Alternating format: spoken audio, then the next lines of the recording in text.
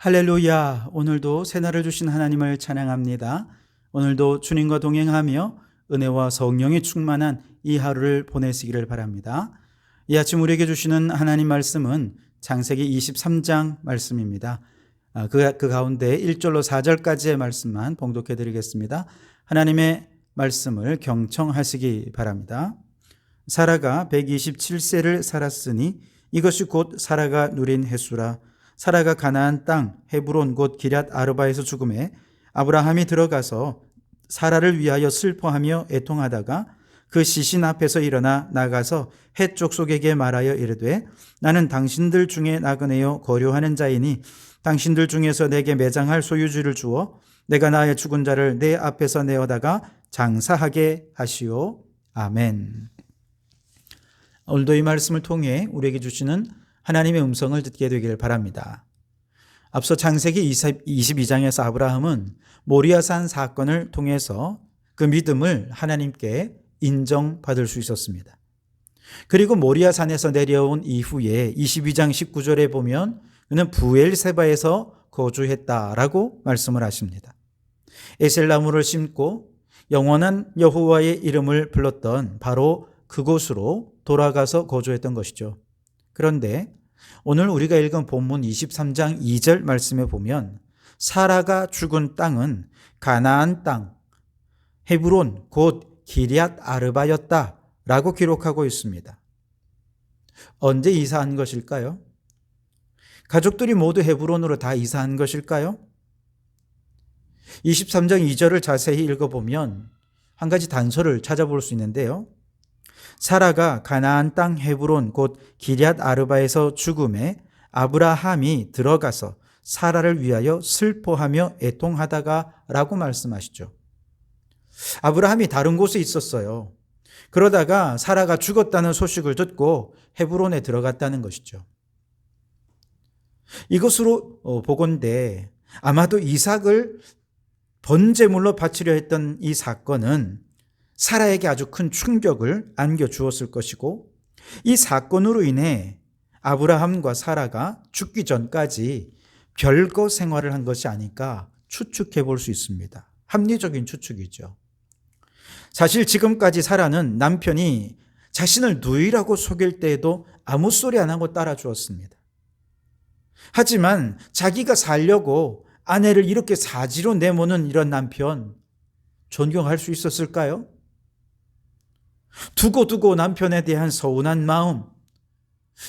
마음이 미운 마음으로 점점 쌓여갔을 것입니다. 그러나 그동안의 모든 남편에 대한 믿음과 서름은 사라를 통해 언약의 자녀가 태어나리라는 약속이 이삭이 출생함으로 성취되자 한순간에 다 사라져 버렸습니다. 얼마나 예쁘고 얼마나 사랑스러운 아들입니까? 그것도 하나님의 약속의 자녀로 주신 약속의 씨라고 하니 얼마나 사라가 이 아들을 애지중지했겠습니까? 이제 사라의 유일한 희망은 이삭밖에 없었습니다. 삶의 이유가 되었습니다. 그런데 남편이 사라에게는 말도 안 하고 아무 소리 안 하고 아침 일찍 사라가 아마 잠에서 깨기도 전에 아들만 데리고 집을 나간 거예요. 2명의 종과 함께. 그리고 이제 뒤늦게 사라는 어디 갔는지 물어본 거죠. 종들이 얘기를 하기를 번제를 드리러 갔다고 하는데요. 이런 얘기를 들은 거예요. 아니 미리 번제 드릴 것 같으면 사라에게 좀 얘기를 해주면 얼마나 좋았어요. 또 굳이 멀리까지 갈 것도 없고 거기서 그냥 번제를 드리면 되는데 갑자기 번제를 드리기 위해 말도 안 하고 멀리 갔다? 이해가 안 되고 또 무슨 일인지 걱정도 아마 되지 않았을까요? 부엘세바에서 모리아산까지는 사흘길이라 그랬습니다. 번제를 드리고 다시 돌아오기까지는 아마 최소 일주일 걸렸을 것입니다. 사라는 그동안 얼마나 노심초사했을까요? 도대체 무슨 일이길래 갑자기 이렇게 번제를 드리기 위해 먼 길을 떠난 것일까? 걱정하며 지냈는데 일주일이 지나서 드디어 돌아왔습니다. 그리고는 자초지종을 설명하고 그동안 있었던 일들을 쭉 얘기해 주는데요. 아마도 아브라함은 하나님께서 이렇게 모리아 산에서 아들을 바칠 때 자신의 믿음을 인정해 주신 것에 흥분해서 감사한 마음으로 아내에게 이야기를 했을 거예요. 그런데 그 과정에서 아들을 번제물로 바치기 위해 죽이려 했다는 이야기를 듣자마자 아브라함의 믿음이 하나님께 인정받았다는 얘기는 사라에게 귀에 들어오지 않았어요. 그저 이삭을 죽이려 했다고 이 사실에 사라는 아마 정신을 잃고 말았을 것입니다. 남편에 대한 배신감, 그동안 참아왔던 울분이 한순간 폭발하면서 아마 사라는 집을 떠나 그때부터 가출을 했을 것 같아요. 사라가 가출해서 간 곳이 헤브론이었던 것이죠. 헤브론은 조카 롯과 헤어지기 전 약 20년간을 머물며 살던 곳이기 때문에 너무 잘 아는 익숙한 곳이죠. 그곳에서 사라는 혼자 남은 생을 보내게 됩니다. 아브라함은 그저 죄인이 되어서 말리지도 못했죠. 그러나 고령인 사라가 혼자 지내는 것은 쉬운 일이 아니었고 결국 홀로 지내던 사라는 죽음을 맞이하고 말았습니다. 그러나 사라가 이렇게 헤브론으로 돌아온 건 역시도 하나님의 섭리 가운데 있었다고 할 수 있습니다. 왜냐하면 사라가 아니었다면 아브라함은 계속해서 약속의 땅을 떠나 브엘세바에 머물러 살았을 것이기 때문입니다. 브엘세바에서 영적으로나 마음적으로도 모든 것이 충만해졌고 재산도 풍부해졌기 때문에 굳이 그 땅을 떠나고 싶은 마음이 없었던 것이죠. 그런데 비록 불미스러운 일이었지만 사라가 먼저 가나안 땅으로 들어왔고 사라가 죽음으로 인해 아브라함도 어쩔 수 없이 가나안 땅으로 들어올 수밖에 없는 상황이 된 것이죠. 여기 하나님의 섭리가 있는 것입니다. 여러분, 인간은 언제나 여기가 좋사오니 안주하려 하는 마음이 있습니다. 그러나 하나님께서는 이렇게 현실에 안주하려는 사람들에게 끊임없이 일어나 약속의 땅으로 가라고, 그리고 사명을 회복하라고 등더미로 밀고 계시는 것입니다. 이스라엘 백성들이 애굽에서 노예로 전락하게 된 이유가 무엇입니까?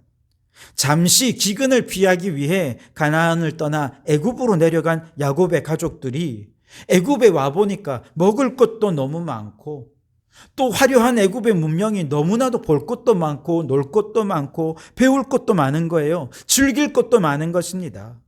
그러다 보니 그곳에서 야곱도 죽고 요셉도 죽었을 때 그만 가나안에 돌아갔었어야 했는데 그 시기를 놓쳐버리고 애굽에 눌러 앉아 있었던 것이죠.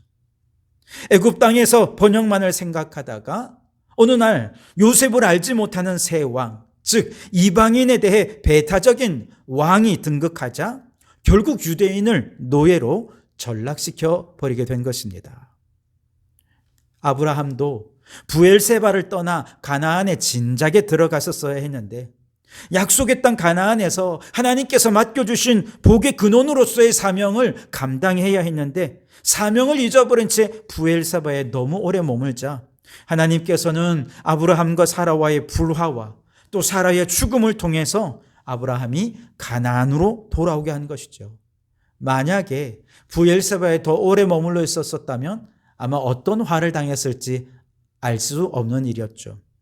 여러분, 오늘 현재의 안락과 평안에 빠져서 감당해야 할 사명이 있는데 그것조차 잊어버린 채 사명의 자리를 떠나 그저 나의 브엘세바에서 안주하고 머물러 있지는 않습니까? 여기가 좋사오니 하고 거기에 있는 것 아닙니까? 이제 일어나시기 바랍니다. 다시 사명의 조리로 돌아가시기 바랍니다.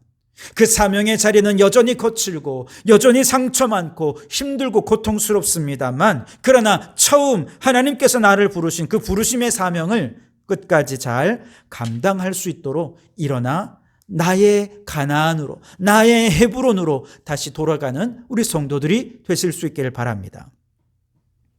아브라함은 사라의 죽음을 슬퍼하며 애통했습니다.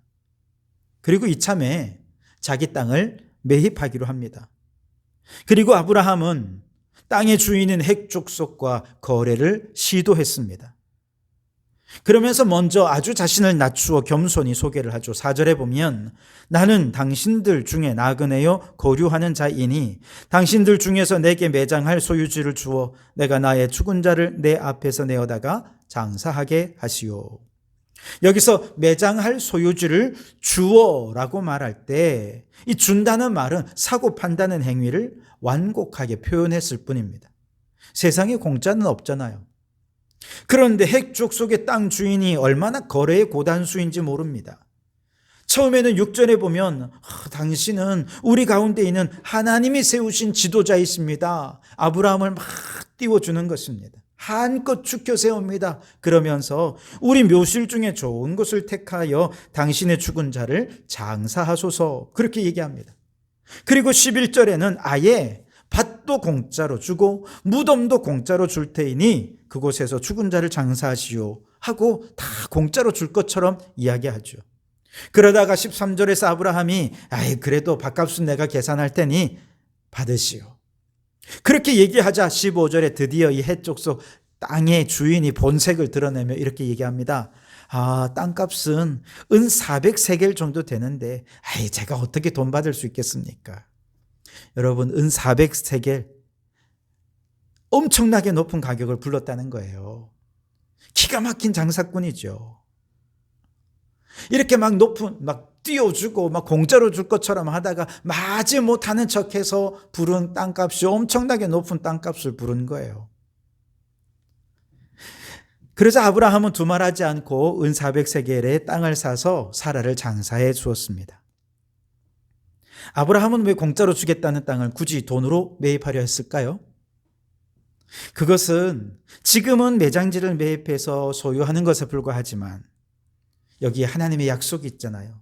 가나안 땅 전체를 아브라함에게 소유로 주겠다는 하나님의 약속이 있잖아요.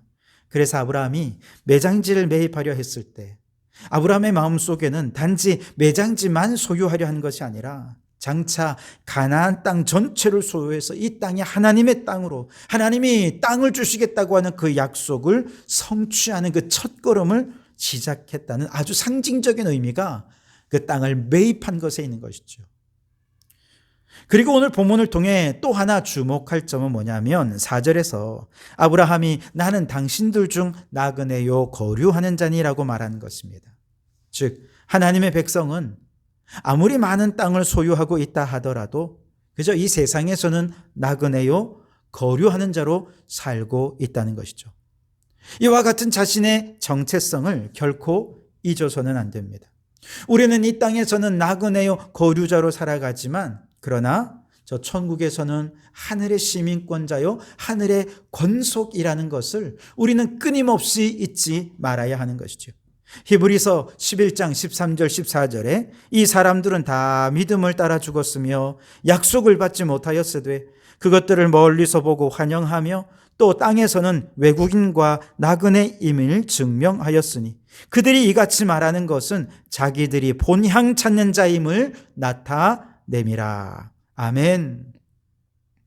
그들은 이 땅 가운데서 모두 나그네요 거류자들로 살았습니다. 외국인이요 나그네라고 살았습니다. 그러니 세상에서 땅은 그저 몇 평 가지고 있지 않는다 하더라도 그 아파트 몇 평인지 시세가 얼마인지 그거 하나도 중요하지 않은 것이죠. 세상의 소유에 마음 빼앗기지 않았습니다.